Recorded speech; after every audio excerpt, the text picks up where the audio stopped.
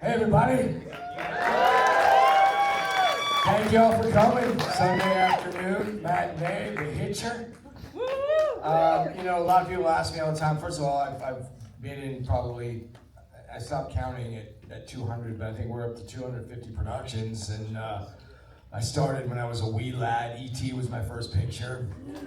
Yeah, and the Hitcher for me, people ask me all the time, did you have a favorite movie that you were in? And it's tough, it's sort of like picking a favorite child.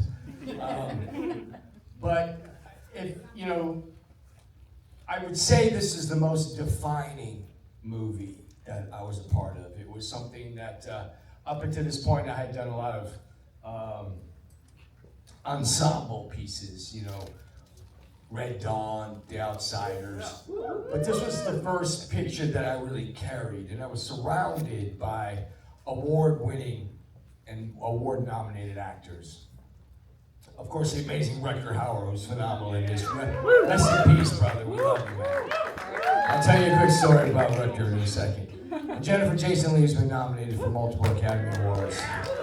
And I did Grandview USA with her, and of course the Hitcher, and she's a phenomenal person and a phenomenal artist. And the guy who plays the sheriff at the end, Jeffrey DeMunn, Tony Award-winning actor from first couple of seasons of Walking Dead, if you remember. But Rutger was such an intimidating person, but he took care of me. He took me in under his wing, right? And about 3-4 weeks into the production, the entire crew and the people in the production were dead silent. They wouldn't speak to Rutger, right? He scared them to death. So one day he comes up to me and he says, he had this real thick Dutch accent. Right? He said, I think we should have lunch together. Shit, okay. So I grab my tray of food and I go to his trailer and I go in and we're sitting there for what felt like an eternity to me. Probably was 5-10 minutes. I'm eating my potato salad in silence and not a word was said. He chain smokes these filterless Pall Malls and he's just staring out the window. And finally, out of sheer terror, I decide to muster up a little small talk. And remember, I'm almost 17 years old in this picture. And I said, Rutger, everybody says you're just the king of the bad guys. What's your secret to playing bad guys? And he takes this long, slow drag off his cigarette, and he leans in and exhales right in my face. And in his thick Dutch accent, he looks into my soul and he says, I don't play bad guys. Scared the holy shit out of me. I gathered my stuff and slowly walked out. I rattled around in my head forever. Of course, I was too young to understand what he meant.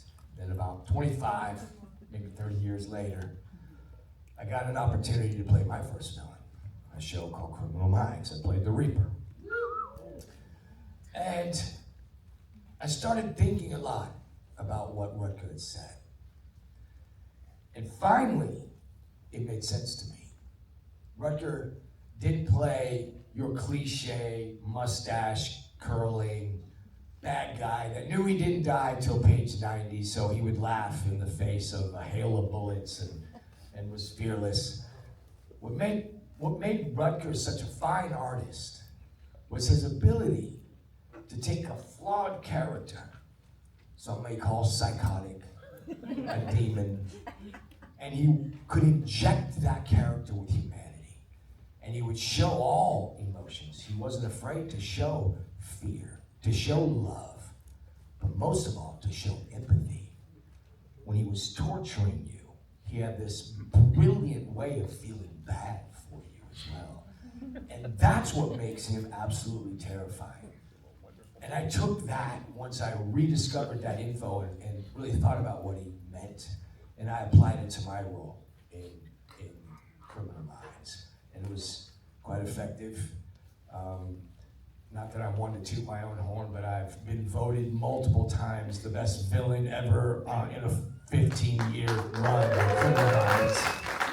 And that's completely due to Rutger. And I'm very proud of this movie.